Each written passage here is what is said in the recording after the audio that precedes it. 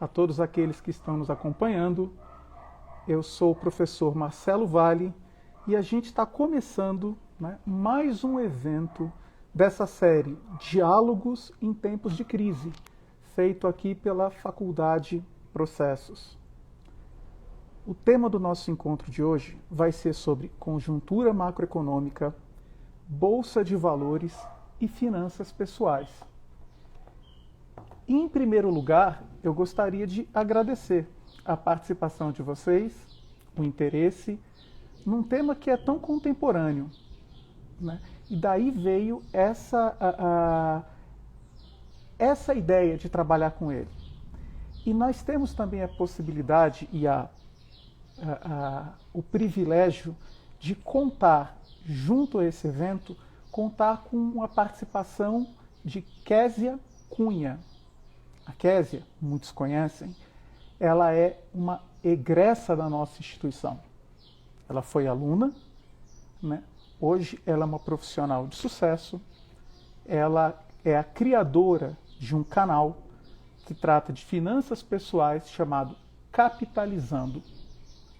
Então, nos é uma felicidade que ela participe, não apenas pelo seu talento, pela sua competência, pela sua dedicação, mas também como até uma forma da gente mostrar, da gente, com muito orgulho, o tipo de profissional que a gente forma aqui.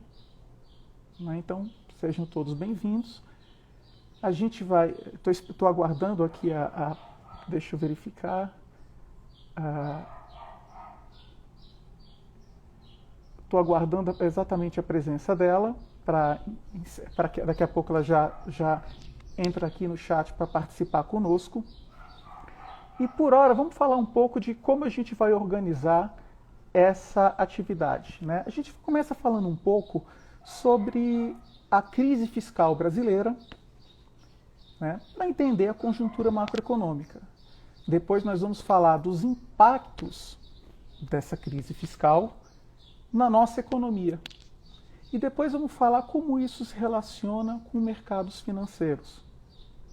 Quero aproveitar também para aqueles alunos que estão participando, no que diz respeito às horas de atividades complementares, nós pedimos que vocês não se esqueçam de colocar o nome completo de vocês, o nome completo aí nos comentários, o seu nome, o curso que você faz, o campus e o semestre. Boa tarde, Késia. Seja muito bem-vinda. Boa tarde. Tá legal? Vocês estão me ouvindo direitinho? Sim. A gente consegue te ouvir. Tá. Perfeito. Eu não estou te ouvindo muito bem, mas... Não mesmo? Talvez o meu fone aqui não seja... Mas vamos lá. Muito bem, gente. Vamos falar um pouco sobre essa crise fiscal brasileira, para que a gente consiga entender a dimensão desta crise econômica que a gente vive hoje. Na verdade, essa crise fiscal ela não começou agora. Ela é um processo que vem se encaminhando há décadas. Mas como não dá para a gente fazer todo um histórico dela, vamos pegar mais ou menos um período chave, que foi o ano de 2008. Por quê? Por conta da crise do subprime, aquela crise que começou nos Estados Unidos e depois se estendeu, se alongou por todo o mundo. Esta crise pegou o Brasil num momento político muito peculiar.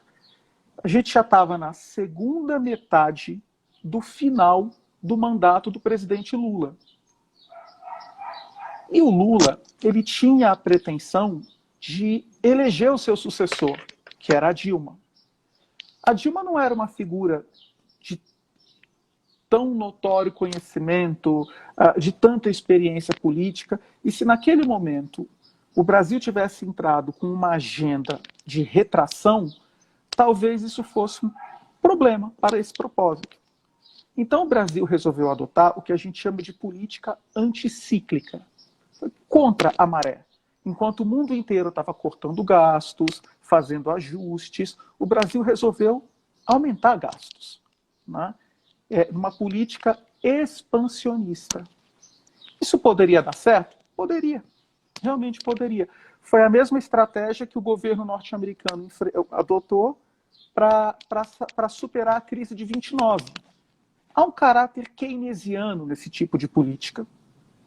O problema é que para ela dar certo mesmo e se sustentar assim em longo prazo, era preciso fazer também as tais reformas estruturais que a gente ouve falar há tanto tempo. Reforma da Previdência, reforma trabalhista, reforma administrativa, reforma tributária, reforma política, e elas não foram feitas. De modo que os gastos foram se elevando e foi ficando cada vez mais difícil para o governo pagar suas próprias contas.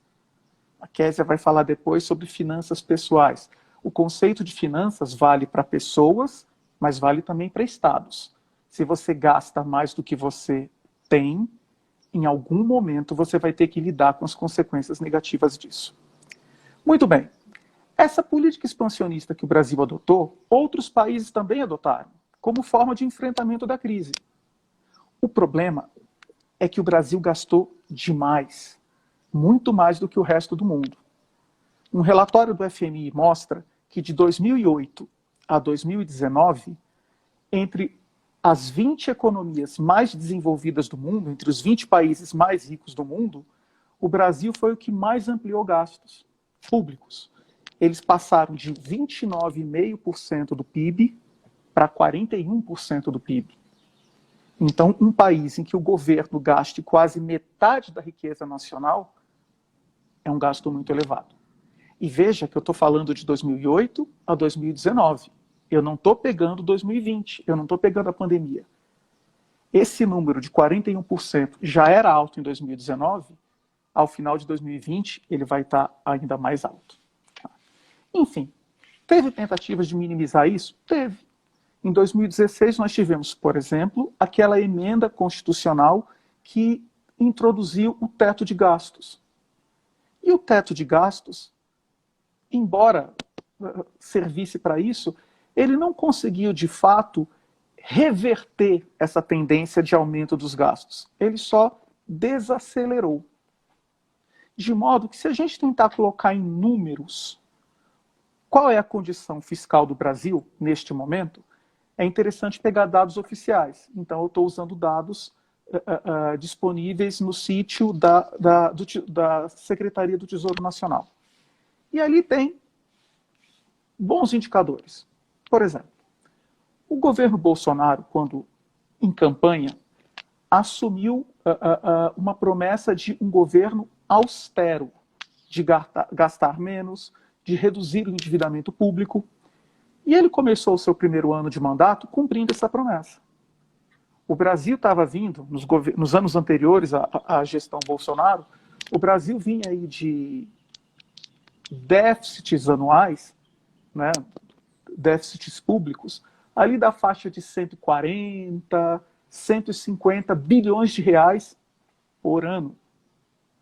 No primeiro ano do governo Bolsonaro, a estimativa é que nós tivéssemos um déficit de 129 bilhões de reais.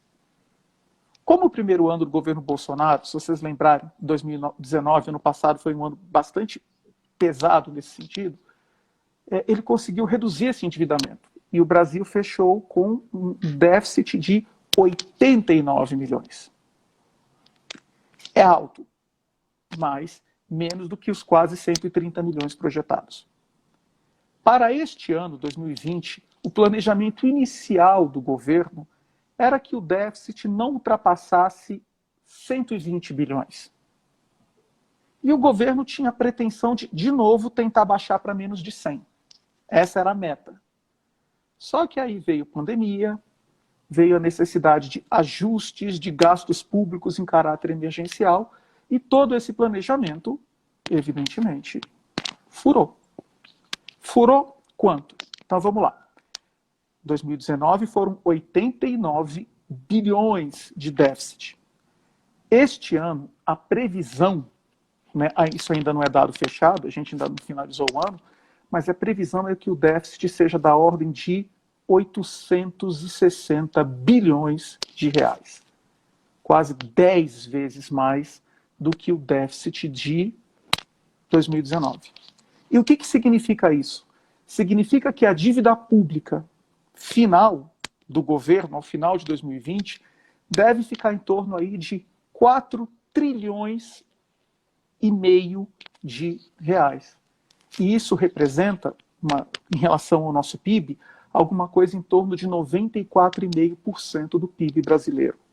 É um nível de endividamento enorme e é o maior da história. O Brasil, a dívida pública do governo brasileiro nunca foi tão grande como será ao final desse ano. E quais são os principais vetores dessa dívida? Previdência social e assistência social. Previdência, se aprovou uma reforma, que ainda vai demorar um tempo até produzir efeitos. Assistência social é sempre um desafio. O que pode ser feito? O governo tem que gastar menos, mas há demandas sociais urgentes, emergentes, que não podem ser simplesmente negligenciadas ou ignoradas. Então, esse é o contexto fiscal que marca as ações do Estado brasileiro e traz uma série de impactos na sua economia. A gente separou 3 categorias de impactos. A redução da confiança dos investidores internacionais, o aumento da pobreza e do desemprego e os riscos de insolvência e de governabilidade. Então vamos falar de cada um deles? Em primeiro lugar, vale dizer, por conta do cenário fiscal brasileiro que veio se deteriorando de 2008 para cá, em 2015 houve uma mudança muito importante da percepção que o mercado internacional tinha da segurança de se investir no Brasil. Porque é difícil você analisar. Imagina que hoje você queira investir na Islândia. Será que é viável? Será que é seguro? Será que vale a pena? Você não vai ter tempo para olhar o que está acontecendo na Islândia. Então, convencionalmente, você vai olhar o quê? O que dizem as agências de rating, ou agências de classificação de risco. Existem várias, mas as mais importantes, as que têm maior credibilidade no mercado são a Fitch, a Moody's, a Standard & Poor's e a Goldman Sachs. Essas são as 4 principais. E as 4, em 2015, retiraram do Brasil o título de grau de investimento, ou investment grade, que basicamente significa este país é seguro para investir. Pode investir sem grande preocupação. O Brasil perdeu. O Brasil hoje não tem grau de investimento. Então o Brasil é considerado no mundo um local inóspito para você fazer as suas aplicações. Claro que o mercado internacional respondeu a isso. A gente tem que, e vale dizer também, o Brasil pode recuperar o grau de investimento? Pode. Mas esse é um processo que costuma levar entre 5 e 10 anos, dependendo de cada caso. Então, nós perdemos e não há no horizonte de médio prazo a possibilidade de nós recuperarmos, principalmente porque o nosso endividamento de 2015 para cá só aumentou. Não faria o menor sentido as agências de rating retornarem ao Brasil o grau de investimento.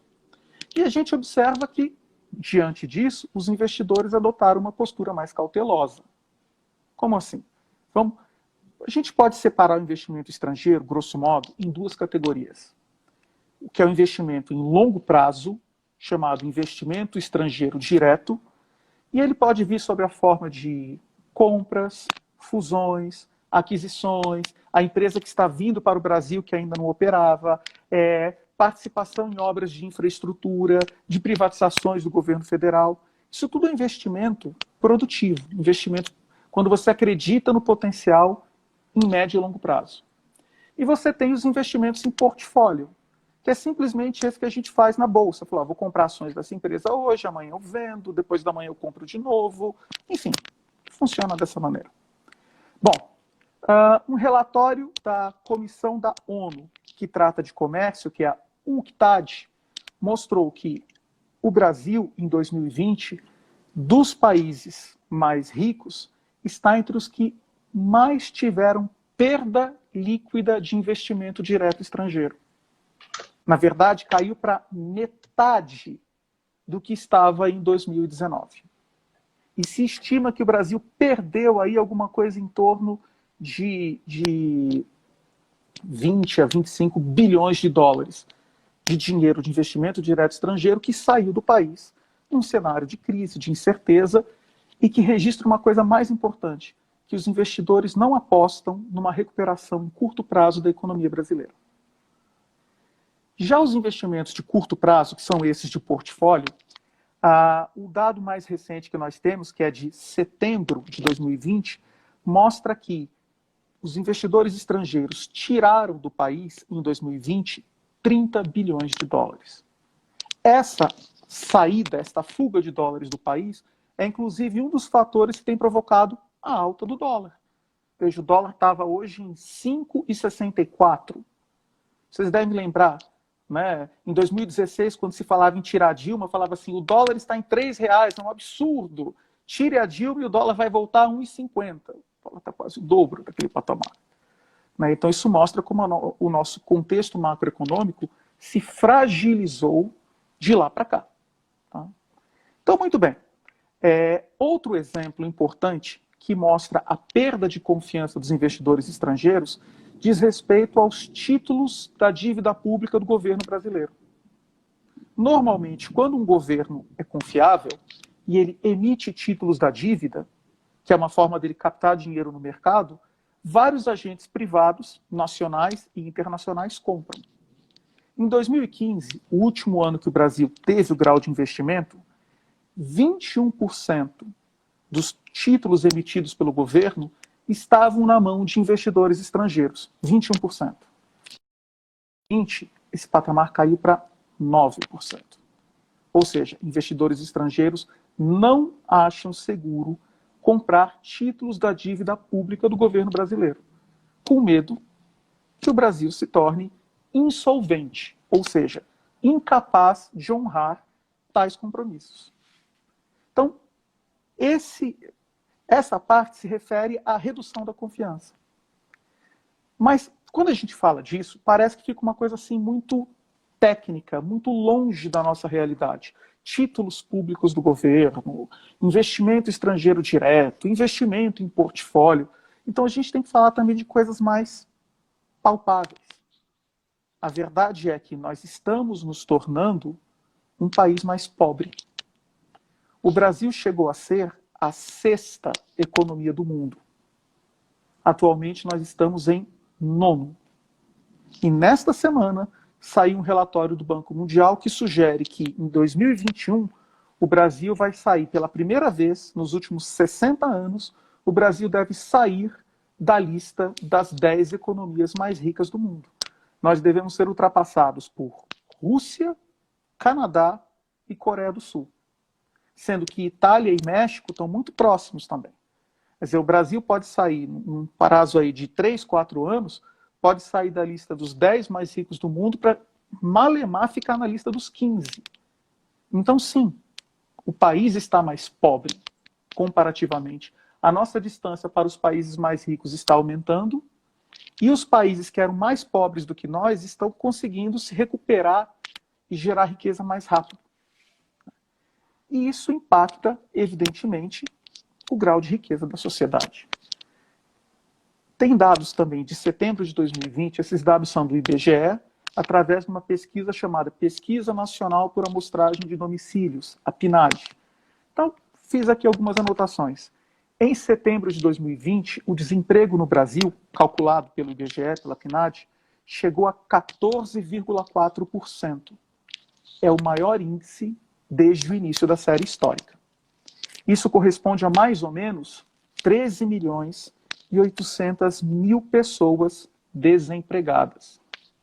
Tem um outro dado nesse sentido. A taxa da população ocupada, população adulta ocupada, trabalhando, caiu para 47%. Nenhum país rico, nenhum, não há registro histórico disso, nenhum país rico tem menos do que 50% da sua população adulta trabalhando. É a primeira vez na história também, desde o início da série histórica, que o Brasil tem menos de metade da sua população adulta empregada. Isso mostra a dificuldade que a gente tem de retomar a nossa economia e como ações tais como o auxílio emergencial foram fundamentais. Né? Então, a gente realmente precisava disso. Além disso, nós temos dados de hoje, divulgados hoje, sobre a pobreza extrema no Brasil. E olha que esses dados são de 2019, eles não pegam esse ano.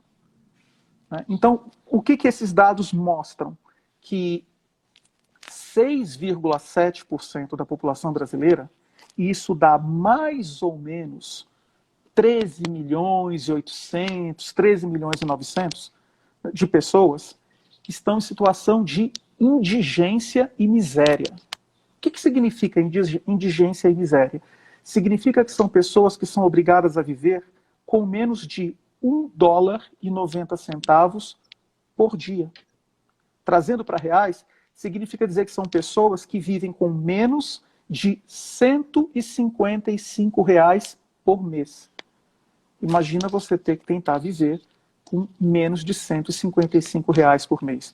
Isso são quase 14 milhões de pessoas, 6,7% da população. Mas isso pega um grupo extremo, indigência. O estudo também mostra o percentual da população pobre. E o que é a população pobre? É a que vive com menos de US$ 5,50 por dia. Ou, convertendo rapidamente para a cotação de hoje, R$ 440. Pobre é considerado aquele que tem um rendimento mensal igual ou inferior a R$ 440. E esses são 25% da população brasileira. 50 milhões de pessoas. 1 em cada 4. Então, neste momento no Brasil, 1 em cada 4 brasileiros tenta sobreviver com uma renda mensal inferior a R$ 500. Então, isso mostra como a pobreza se agravou no Brasil. Tem outros dados chocantes sobre isso que eu queria mostrar para vocês. De 2015 a 2018, esses dados também são do IBGE.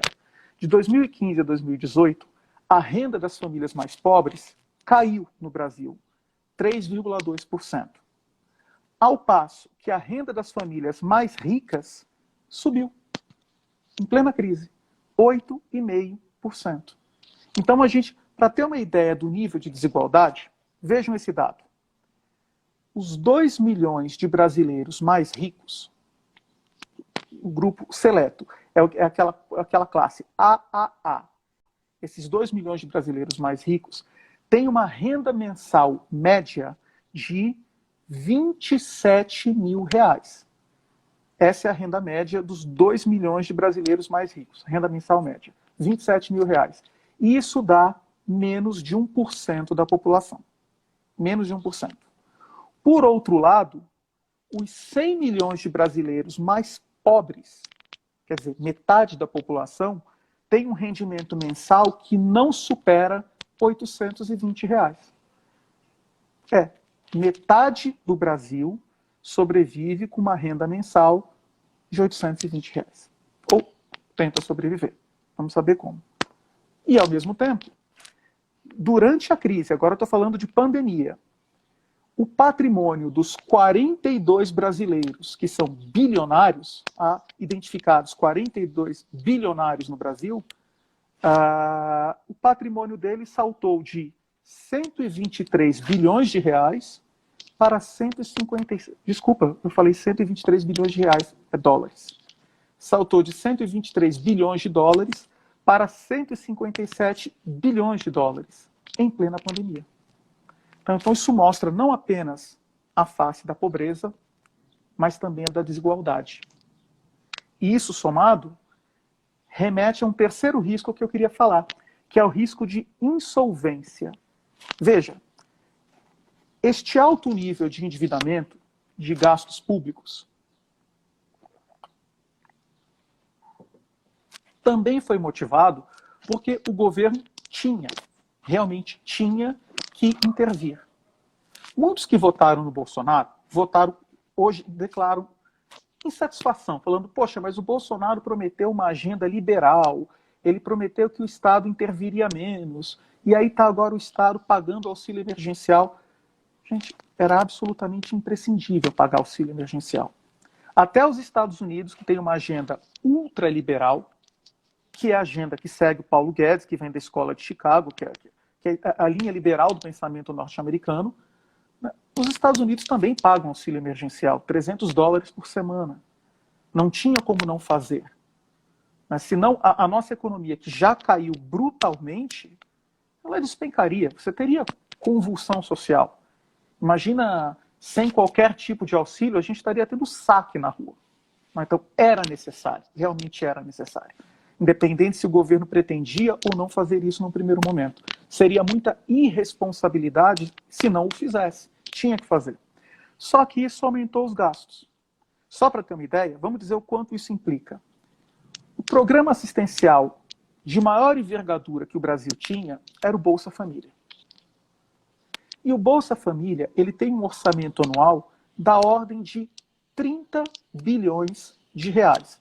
Estava se estudando subir para 35, 36, mas fica em torno de 30 bilhões de reais, o que dá mais ou menos 2 bilhões e meio de reais por mês. Quantas famílias são atendidas, quantas pessoas são atendidas, são beneficiárias do Bolsa Família? 14 milhões no Brasil. Não são 14 milhões de benefícios, são 14 milhões de pessoas. Claro, numa casa com 5, 6 pessoas tem um benefício só, mas são 14 milhões de famílias que recebem. Desculpa, de pessoas que recebem. Né? E dá 2 bilhões e meio de reais por mês. O auxílio emergencial, nos primeiros meses, quando ele estava em R$ 600, ele custa 55 bilhões de reais por mês. Quer dizer, você gasta num mês o que o Bolsa Família projetava gastar em quase 2 anos. Então é óbvio que esse custo é muito pesado, é muito elevado e é insustentável para um país cujo déficit público está chegando em 95% do PIB. Então não dá para manter. Né? A gente sabe que, imagina o impacto que isso pode ter nas populações mais pobres. Mas o governo, quando alega, olha, não tem como manter, é realmente muito difícil extrair recursos para que você consiga fazer isso. Só que, para pagar o que está se fazendo até o momento, o governo precisa financiar o seu déficit. E ele financia como?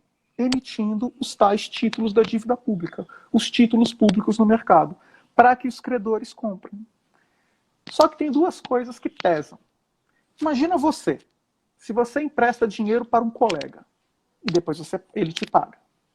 Na semana seguinte, esse colega te pede dinheiro de novo, mas mais do que ele tinha pedido da primeira vez. E você empresta. Passa outra semana, ele te pede dinheiro de novo, e mais. E te paga. Aí daqui outra semana ele vai te pedir. Vai chegar uma hora que você vai falar, cara, eu vou parar de emprestar dinheiro para esse sujeito, porque claramente ele está mal das pernas. Vai chegar uma hora que ele não vai ter como me pagar mais. É assim que o mercado vê o governo. O governo pede cada vez mais, em quantidade cada vez mais intensa, pedindo um prazo cada vez maior para te devolver. Vai chegar uma hora que o mercado fala, não dá mais. Sobretudo, porque o governo indexa boa parte dos seus títulos públicos à taxa Selic, que está em 2% ao ano. É um juro baixo. Os investidores começam a falar, eu quero um ágio, eu quero um prêmio maior para emprestar para você. Porque claramente você está mal das pernas. E está mal das pernas quantos? Uma preocupação imediata que a Secretaria do Tesouro Nacional externou é que de janeiro a maio de 2021, ou seja, está aí, no resgate de títulos que o governo já emitiu, o governo vai precisar de 643 bilhões de reais, de janeiro a maio de 2021. Isso representa 15% da dívida total. E o governo vai precisar disso nos próximos 6 meses para pagar os seus compromissos, para pagar as suas dívidas. O que vocês acham que o mercado está pensando disso? Falar, o governo não vai ter esse dinheiro. E não, o governo não vai ter esse dinheiro. O que o governo vai fazer? Vai tentar alongar o perfil da dívida. Fala, olha, em vez de eu te pagar agora, Te pago daqui a 1 ano, 2, 3, mas com um juro que seja maior. Quem empresta pode exigir. Eu quero mais em troca disso. E aí você vai entrando num buraco sem fundo. Eu falei, a Kézia daqui a pouco vai falar sobre finanças pessoais. Mas percebe como a dinâmica é a mesma? Pode ser para uma pessoa, pode ser para uma família, pode ser para um governo. E isso traz tensões porque o mercado começa a olhar de forma desconfiada. Começa a pensar, peraí, mas como é que o governo vai sair desse buraco? O governo vai implementar as tais reformas. Hoje se fala na reforma tributária, se fala na reforma administrativa, se fala num programa de privatizações, mas aí o mercado começa a pensar, já foram 2 anos de mandato e isso não andou. Será que vai andar agora? Faltando 2 anos para a eleição de novo, é tradição. Quando vai chegando perto da eleição, esses temas mais espinhosos, que significa tributar mais, pagar mais, eles vão sendo deixados meio de lado. Fala assim, deixa isso para depois das eleições. E a dúvida do mercado é, será que o Brasil aguenta deixar só para depois das eleições? E mais, será que o governo não pode entrar numa espiral de gastança para garantir as eleições? Note, o primeiro ano do governo Jair Bolsonaro, ele foi enfrentando gradualmente redução da aprovação ao seu mandato. Quando chegou ali em março, abril, o nível de aprovação dele chegou a 30%, que é baixíssimo para um presidente que está no poder há menos de 1 ano e meio. Com o auxílio emergencial, começou a subir novamente a aprovação ao governo dele. Está da ordem de 50%, 60%. Tanto que se fosse hoje a eleição, ele muito provavelmente se reelegeria com grande facilidade. Mas parte desse apoio foi motivado exatamente pelo auxílio emergencial. Porque esse crescimento do apoio veio das famílias mais pobres, que não foram as famílias que votaram majoritariamente nele em 2018. E se de repente se entende, olha, então eu vou garantir a aprovação e o apoio dessas famílias. Mas isso significa manter o auxílio emergencial. Aliás, a declaração de hoje do ministro da Economia, Paulo Guedes, dizendo que, caso haja no Brasil uma segunda onda de Covid, como já está acontecendo nos Estados Unidos e já está acontecendo na Europa, o auxílio emergencial será prorrogado. Ele diz que isso, inclusive, não é uma possibilidade, é uma garantia. E aí o mercado pensa, você está garantindo e quem é que paga? Porque você não tem dinheiro.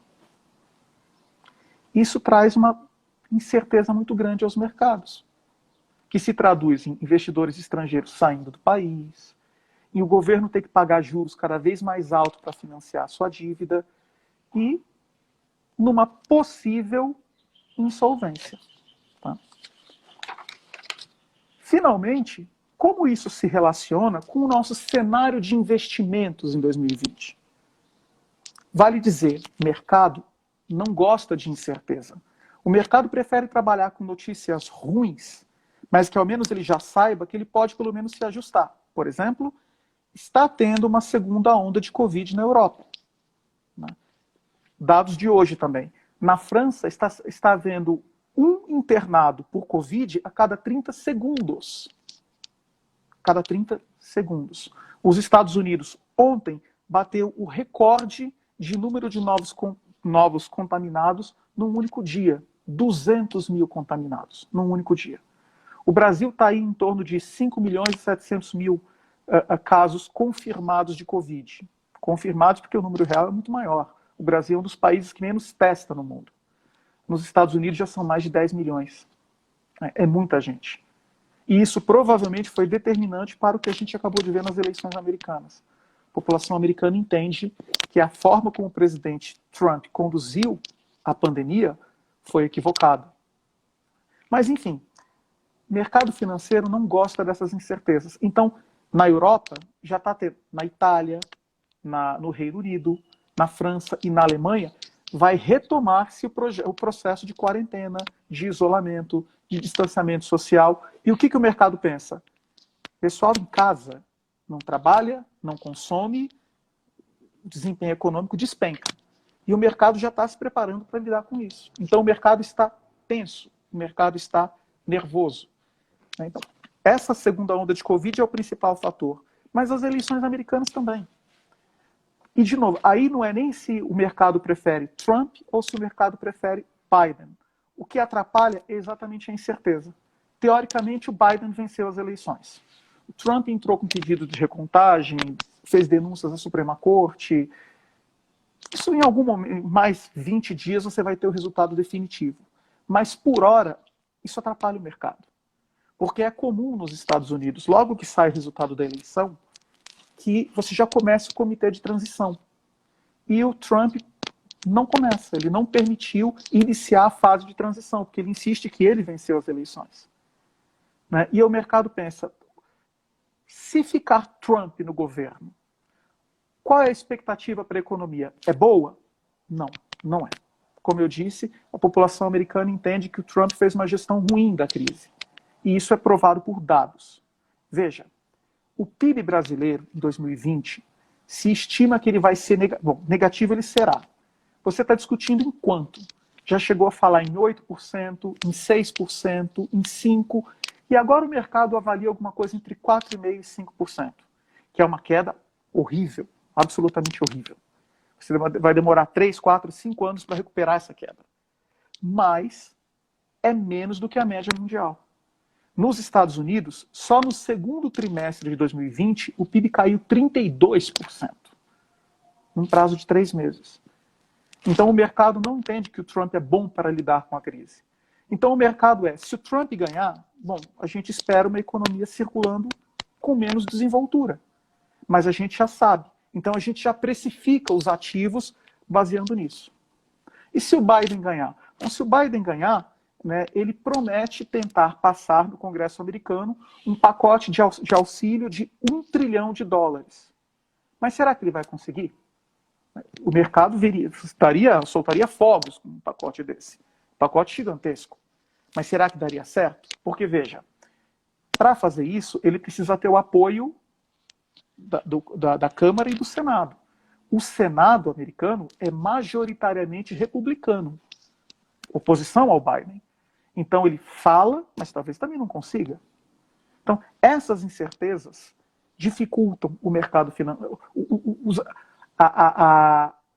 as simulações e as projeções do mercado financeiro. Aí o que acaba acontecendo com isso? Os fatores mais voláteis, como bolsa, caem. E aquilo que é considerado mais seguro, valoriza. Vamos ver isso no Brasil? Neste ano, caderneta de poupança, a projeção é que ela renda 1,9%. CDB, que é a segunda maior aplicação no Brasil, 2,45% em 2020. Só que a gente tem que considerar que a inflação do ano vai ficar em torno de 2%. Então você ter um rendimento de poupança de 1,9% ou 2,5% no CDB, descontado a inflação, significa que você vai ter um rendimento nulo ou até mesmo negativo. E com esse nervosismo todo do mercado, qual é o resultado da Bolsa Brasileira em 2020? De janeiro a setembro, estava negativa em 18,6%. Antes de entrar aqui na live, eu fui olhar como estava a Bolsa hoje. Menos 2%. Mercado nervoso. Em compensação, dólar, que é a moeda de referência no mundo. O dólar só esse ano no Brasil valorizou 43%. Aliás, a desconfiança do mercado também parece nisso. Né? Dentre as 30 maiores economias do mundo, o real foi a moeda que mais se desvalorizou em relação ao dólar, que, como eu disse, valorizou 43% esse ano em relação ao real. Outro investimento considerado seguro em épocas de crise, de incerteza, é o ouro. E o ouro valorizou 70% esse ano. De longe, o melhor investimento desse ano foi ouro. Né? Por quê? Momentos de incerteza e de insegurança. Então, que fatores causam esse nervosismo? Como eu falei, o próprio risco fiscal do Brasil. Há uma possível segunda onda de pandemia na Europa. Essa incerteza quanto às eleições americanas. Isso tende a derrubar mercados. Isso tende a vaporizar riquezas. Então, veja, neste cenário de dúvidas e riscos, é preciso, bom, primeiro você, diante das incertezas, das incongruências do que está a vir, parece uma boa ideia que você tenha o seu orçamento controlado, seu orçamento equilibrado, né? E bolsa, quer dizer, também com o Brasil adotando uma taxa de juros tão baixa, com a Selic em torno de 2% ao ano, as aplicações que o brasileiro tradicionalmente faz, que são em renda fixa, se tornam cada vez menos interessantes. Então o brasileiro começa a procurar renda variável. E aí, bolsa, começa a entrar bolsa. O crescimento do investimento em bolsa esse ano foi impressionante no Brasil. Atualmente são cerca de 3 milhões de CPFs cadastrados. É um crescimento enorme. E interessante, não só cresceu, mas a proporção de mulheres cresce mais rápido. Desses 3 milhões de CPFs, 25% são mulheres, dá mais ou menos 780 mil mulheres. Ou seja, 25% da Bolsa Brasileira, pessoas físicas, é hoje espaço de mulheres. Esse espaço era de menos de 10% há alguns anos.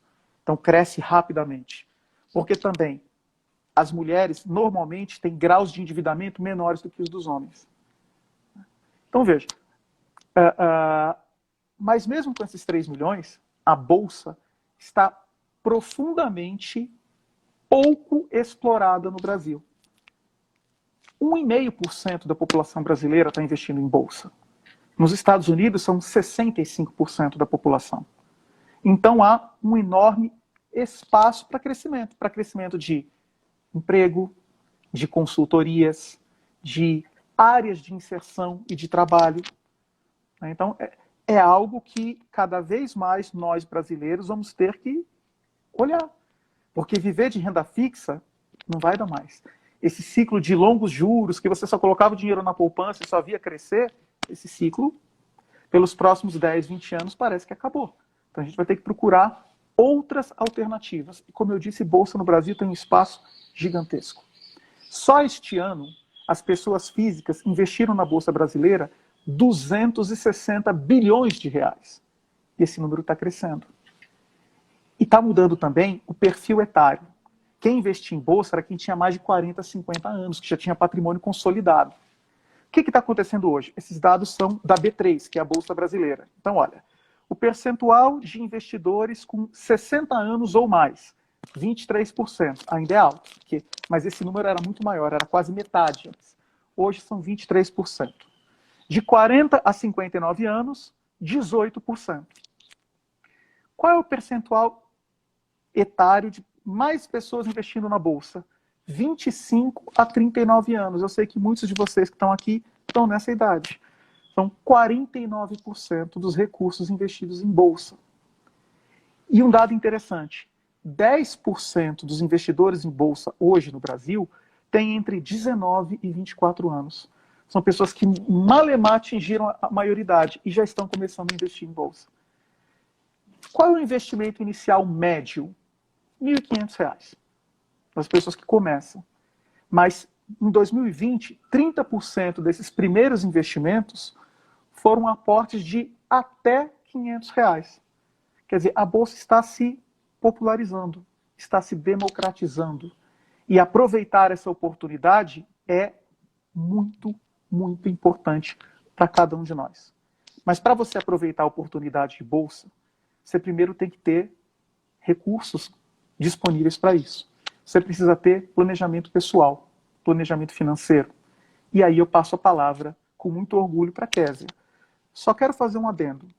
No meu aqui são 5h44. A live só pode ter 1 hora. Provavelmente, a gente vai precisar de mais tempo que isso. Então, se acontecer de dar 1 hora, a live vai cair. Mas a gente volta imediatamente. Tá legal? Késia, é com você. Muito obrigado pela atenção, gente. Obrigada, professor Marcelo. Boa tarde, alunos, professores da Faculdade de Processos. É muito interessante, né, esses dados que o professor Marcelo nos passou em relação aos investimentos. É algo que realmente nos empolga, né, para nós que mexemos com finanças. É muito empolgante esses dados, ver esse amadurecimento, né, do investidor brasileiro. Não só A gente vê esse crescimento no meio dos jovens, como o professor Marcelo citou aí, mas no meio das mulheres também. É muito interessante ver as mulheres interessadas agora no mercado financeiro, em investimentos. Isso é realmente muito, muito bom. Antigamente, geralmente quem guardava dinheiro, né, na caderneta de poupança eram as pessoas mais maduras, né? Mais velhas. E naquela época até valia a pena, né, professor Marcelo? Naquela época valia a pena guardar o dinheiro na poupança, mas hoje em dia, infelizmente, não é mais a nossa realidade, né? Só a gente percebe, pelos dados que o professor Marcelo falou, que no Brasil, 1,5%, né, investem, e em comparação com os Estados Unidos, 65%, ou seja, nossos números ainda são bem tímidos, né? Mas o importante é que a gente está começando, a gente está se interessando pelo tema, e isso que é o mais importante. E a gente chega lá.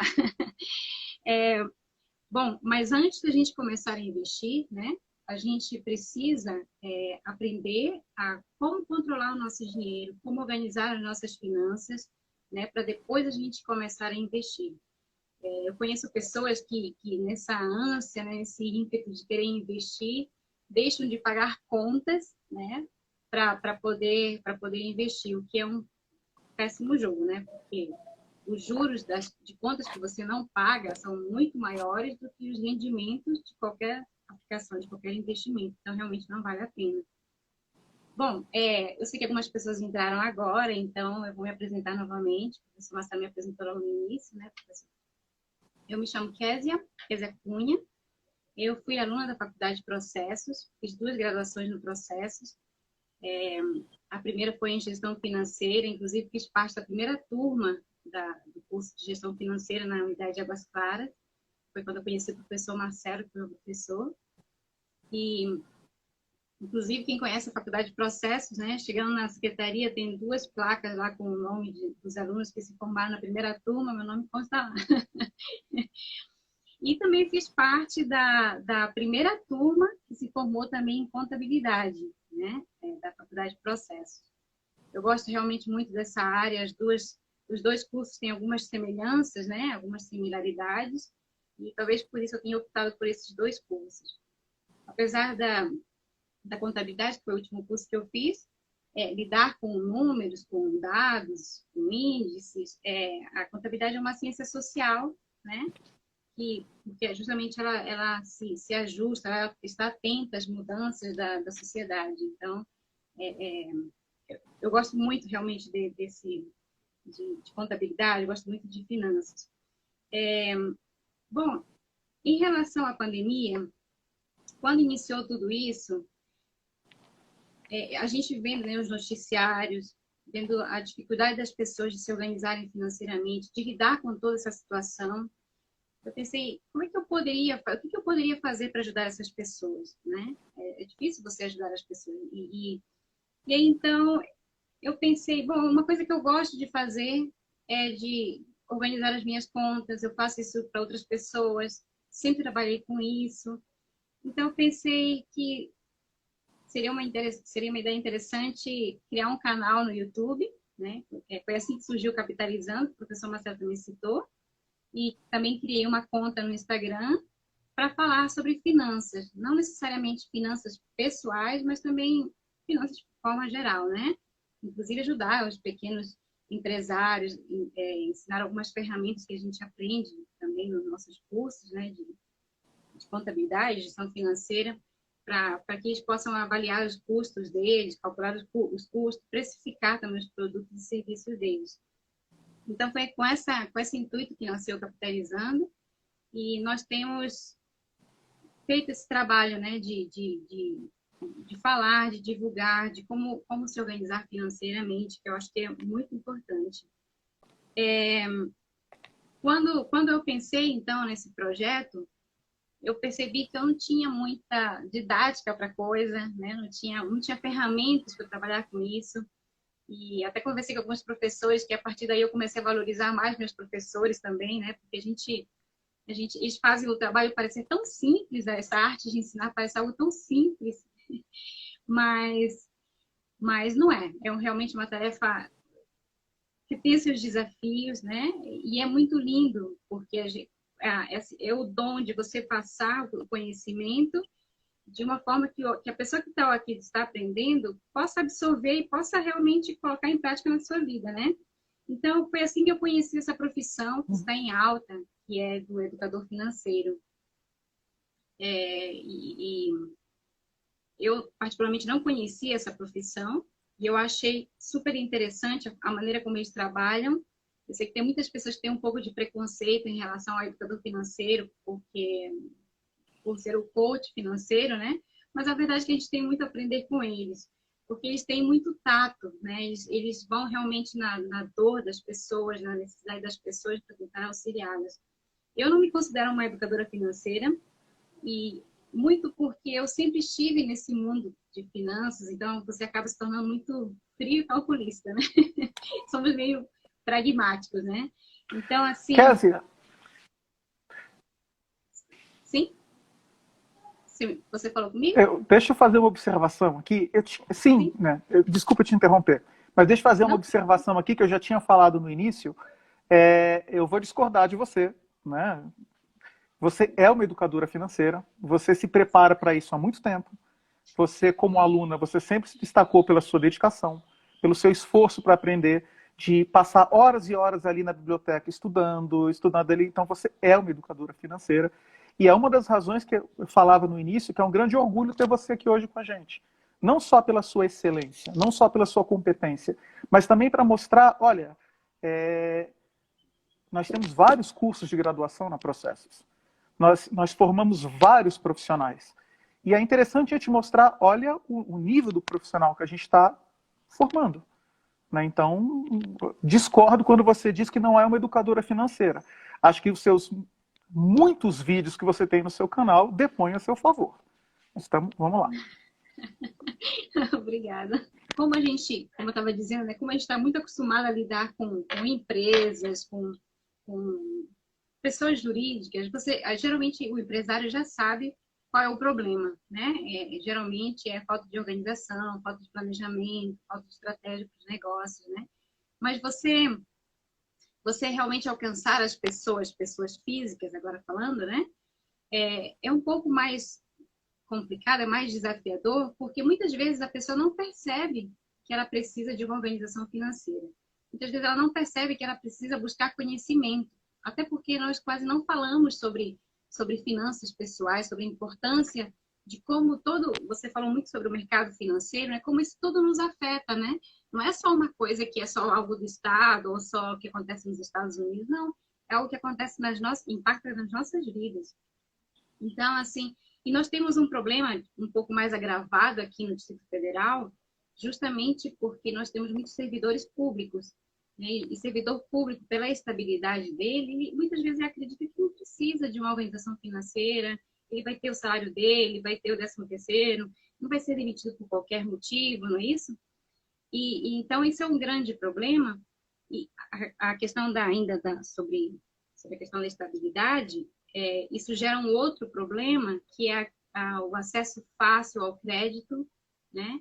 Então, juros baixos, prazo para pagamentos muito prolongados.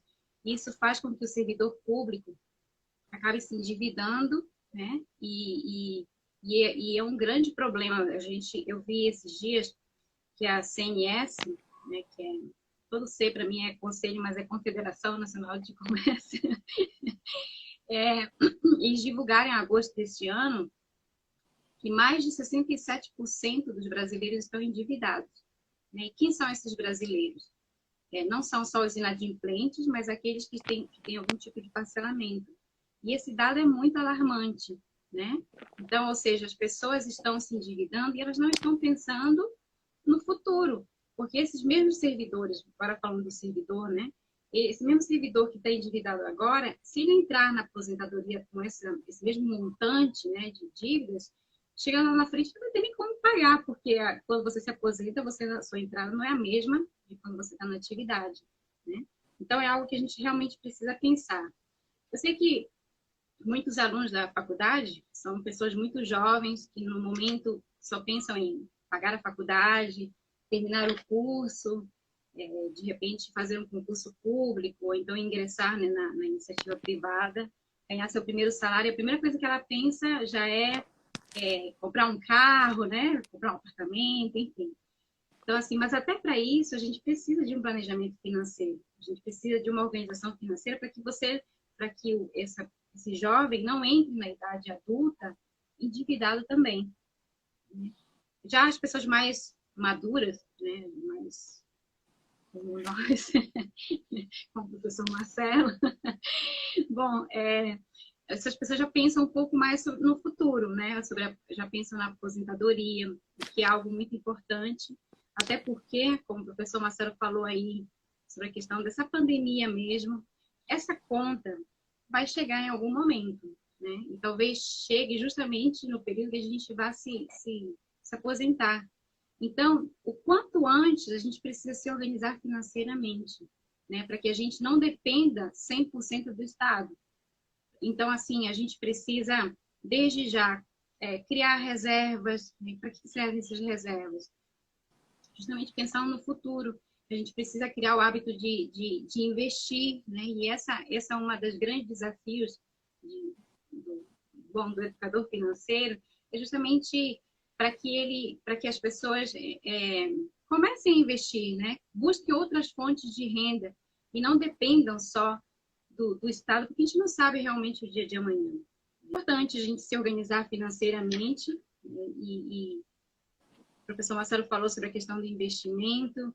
É importante a gente realmente começar a investir, mas sempre antes procurar se organizar financeiramente, fazer reservas para só então começar a investir. Então, assim, não despreze o conhecimento, os ensinamentos do seu professor de mercado financeiro, seu professor de economia, seu professor de, sei lá, de AFO, de administração financeira orçamentária. Mesmo que você não estude num curso, né, de finanças, mesmo assim, porque a nossa vida depende de dinheiro. Né? A gente para comer, a gente precisa de dinheiro, para estudar, precisa de dinheiro, para se vestir, precisamos de dinheiro. Até para realizar os nossos sonhos, nós precisamos de dinheiro. Ou seja, nós estamos nesse mundo capitalista mesmo, não tem como fugir disso. E a gente precisa, né? Então, a gente precisa, pelo menos, aprender o básico. Né? Assim, você não precisa ser um expert em finanças, não precisa. Nós temos um professor aqui, o professor Flávio, né, que é um expert em investimentos. Né? Nós não precisamos ser o professor Flávio ou o professor Marcelo também, que tem muita experiência em investimentos, mas a gente precisa conhecer o básico. Até porque, quando você começar a investir, vai ter uma corretora, que é uma empresa que negocia, né, entre você e o mercado, ações. Então, assim, mas você precisa falar para eles o que você quer, qual é o seu perfil, o que você espera com aquele investimento. Então, você precisa saber pelo menos o básico, né? Então, gente, é isso. Isso eu tinha para falar, não sei como é que está a questão do tempo, são 6 horas que vai cair agora, não vai não, professor? Deve cair agora, e aí eu vou reabrir, porque depois da gente falar, acho que seria interessante. Eu vi que vários alunos fizeram comentários durante a apresentação, mas como a gente tem que fazer pelo celular, a gente não enxerga muito. Então depois eu vou abrir para a possibilidade que alunos venham fazer perguntas. Isso que você falava sobre o consultor financeiro, educador financeiro, eu lembro uma coisa que me marcou muito, primeira vez que eu comecei a ouvir falar sobre isso, naquele sujeito que é uma referência nisso no Brasil, que é aquele Gustavo Cerbasi, ele dizia assim, olha, você precisa começar a cuidar da sua vida financeira, porque vai que você dá o azar de viver até os 100 anos. Né? Você tem que viver, você tem que ter algum patrimônio que te permita chegar até esses 100 anos. Eu lembro aquela celebridade, aquele Chiquinho Scarpa, falou, olha, meu plano deu certo, eu guardei para viver até os 50. O problema é que eu vivi mais. Aí tudo começou, né? Tudo deu errado a partir daí. Então é uma necessidade. Deve cair daqui a pouco. Pessoal, eu peço a vocês a gentileza de aguardar, que a gente vai voltar o vídeo para abrir para eventuais questões de vocês. Tá legal? E quero agradecer a participação de todos, quero agradecer à instituição, a possibilidade da gente estar aqui, né? A confiança que nos é depositada, agradecer a disponibilidade da Kézia, que se dispôs a vir aqui nos acompanhar e falar sobre esses temas que são e se tornarão cada vez mais relevantes, né, no nosso cotidiano. Aproveita para falar do seu portal, do seu canal. Sim. Esqueci de desligar agora. Sim, inclusive, assim, eu não falei como é que a gente pode começar a se organizar financeiramente, né? Como montar, como criar a nossa reserva, que eu falei agora. Então, a gente fala um pouco disso também no nosso, tanto no canal do YouTube quanto no Instagram. Então, assim, porque isso já demanda bastante tempo para explicar. Mas vocês podem ir por lá, Capitalizando com K. E, assim, se vocês precisarem de algum tipo de orientação, a gente está realmente à disposição de vocês. E nos nossos vídeos a gente fala como organizar as suas finanças, como montar seu orçamento, tá bom? Então, vocês podem nos procurar lá e vai ser muito bom poder ajudá-los nisso, poder orientá-los nisso. E é muito legal, professor, essa iniciativa, porque a gente realmente precisa falar mais sobre isso, né, sobre finanças pessoais. Eu fiquei muito feliz, né, realmente da faculdade Processos ter nos dado essa oportunidade, para a gente falar de um tema que realmente é muito relevante e muito necessário, né? Espero que a gente possa ter outros profissionais falando sobre isso, porque é algo realmente muito importante para as nossas vidas, principalmente nesses tempos que a gente está vivendo de tanta instabilidade, né? Então, se o mercado é muito volátil, pelo menos a gente precisa criar um cenário pessoal mais controlável, né? É impossível de controlar 100%, mas algo a gente pode fazer através realmente da organização financeira. Tá legal. Gente, para não cometer a indelicadeza de cair assim no meio de uma fala, eu vou encerrar e vou começar de novo, tá? Para aqueles que tiverem alguma observação, perguntas a fazer, aproveitem a oportunidade. Estamos de volta. Aguardar aqui que a Késia também possa participar, né? Aproveitar esse momento para aqueles que eventualmente tiverem dúvidas, queiram fazer comentários, mais esclarecimentos sobre o tema, a gente pode falar um pouquinho mais sobre isso. Porque essa questão das finanças pessoais, dizia a Késia, é uma questão importante sob vários aspectos. Primeiro, porque sempre foi tabu. Parece que aquela coisa de falar sobre finanças pessoais, assim, as pessoas querem saber da minha vida, querem saber quanto eu ganho, vai crescer o olho, ou vai ver que eu estou endividado e eu tenho vergonha de dizer que eu estou endividado. Então, por várias razões, falar sobre finanças pessoais sempre foi uma coisa negligenciada no Brasil. Mais recentemente, sobretudo em instituições particulares de ensino, começa a se falar de educação financeira para crianças ali, em idade escolar. É para formar, talvez, uma nova geração, formar uma nova tendência, coisa que a minha geração, né, não teve. A minha geração, essa coisa de falar sobre o seu dinheiro, como você ganha, no que você aplica, era algo realmente incomum. Então, nós temos agora essa oportunidade e vai se tornar, lamentavelmente falando, muito relevante a partir, bom, sempre é, mas talvez a partir do próximo ano, quando a gente começa, talvez, a sentir esses momentos, essas questões mais delicadas, né, a respeito dos desdobramentos dessa pandemia.